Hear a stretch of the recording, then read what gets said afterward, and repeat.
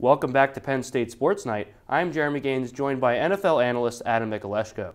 We are counting down the days until round one of the NFL draft here at PSSN. This is our third version of the 2019 NFL mock draft, and we are going to get started by looking at the most interesting predictions from Adam's mock draft. Adam, go ahead and take it away. All right, well, obviously there's some interesting picks up here.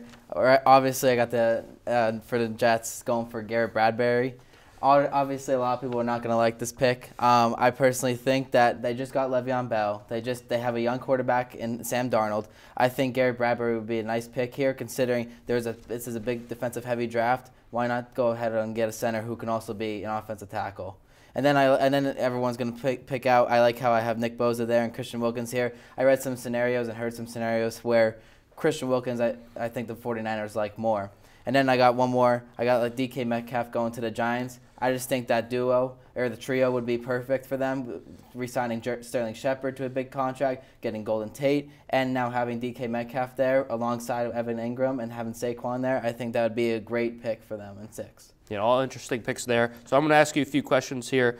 Again, you went right to your number 3, number 2 there as some interesting talking points. Very interesting, especially because Garrett Bradbury at center, NC State. The Jets do need some offensive line help. They need to protect Darnold. Probably the best way that they're going to be able to build that team is build according to him. But what I'm confused about just a little bit is whether or not Bradbury is a better value in the second round, if center is really the move there. Also, Christian Wilkins, a lot of people have rated Quinnen Williams, who you have at number 4, higher than Wilkins. So that's kind of an interesting pick as well. What's your your logic behind that? Well, first off, I do want to point out that this is based off not trades happening in the NFL for the draft. But honestly, and it's a defensive-heavy draft. Anything could happen. None of them. Some can pan out. Some can't pan out, possibly. But anything's possible. So having Williams at 4 and Wilkins there really doesn't make a difference, I don't think. Yeah, another big one here. Nick Bosa at number 5. I think all 4 teams, you can make an argument, really need help at defense. Is there a real justification that all 4 of these teams would pass on a prospect like this, considered possibly the best overall guy in this draft? The only possible thing I could think of is Nick Bosa. He was injured, then he sat out for the rest of the season to get healthy, which is not a big deal at all. But honestly, I think it would be a great pick for the Buccaneers, considering Gerald McCoy might be leaving there. They might need to pick up someone big like Nick Bosa. But honestly, anyone could pick him, and this is just an interesting mock draft. Yeah, you got T.J. Hawkinson, best tight end in this draft at number 7, going to the Jags. He could definitely help, their new quarterback, Nick Foles. But I want to know, is he really worth a top 10 pick? Because tight end is not always valued this high. Honestly, he is a great pick. If you think about it, there's 2 big-name tight ends right now in the NFL, and that's with Zach Ertz and Travis Kelce. This guy can be a little of both. He's very versatile. He can go tight end. He can block. He can be a possible big wide receiver. It's whatever they want to use him. But with having Nick Foles there, seeing what he did with Ertz and just anybody with a big name like Alshon Jeffrey, big, tall guy, T.J. Hawkinson could be a great pick for them.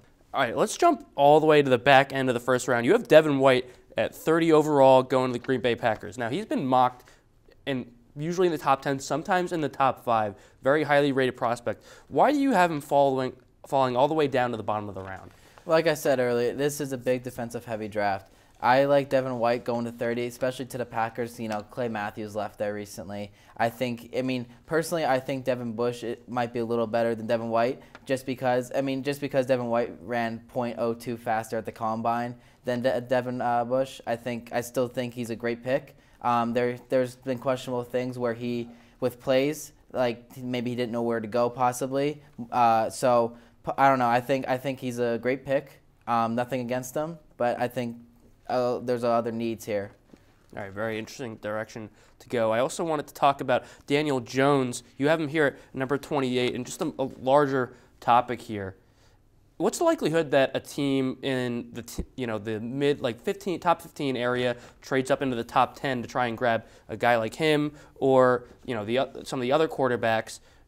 Are teams going to get that desperate that they would do that? I mean, anything's possible. It's the NFL draft.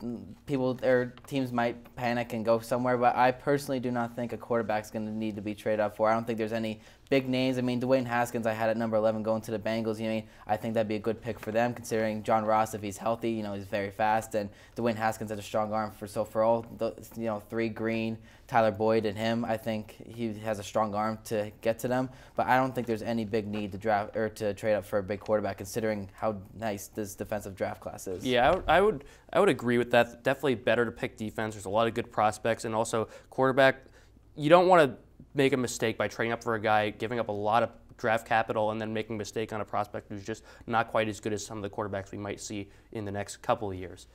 But that will do it for our NFL Mock Draft 3.0. Tune in next week for our fourth and final mock draft edition as we enter the final days until the highly anticipated 2019 NFL Draft. Thank you for watching our latest edition of Penn State Sports Night. If you're a fan of our content, please be sure to subscribe to our YouTube channel for more clips. Also follow us on Twitter at PSSNTV and on Instagram at PSU Sports Night to keep up with the action. For all my colleagues, we are Penn State Sports Night.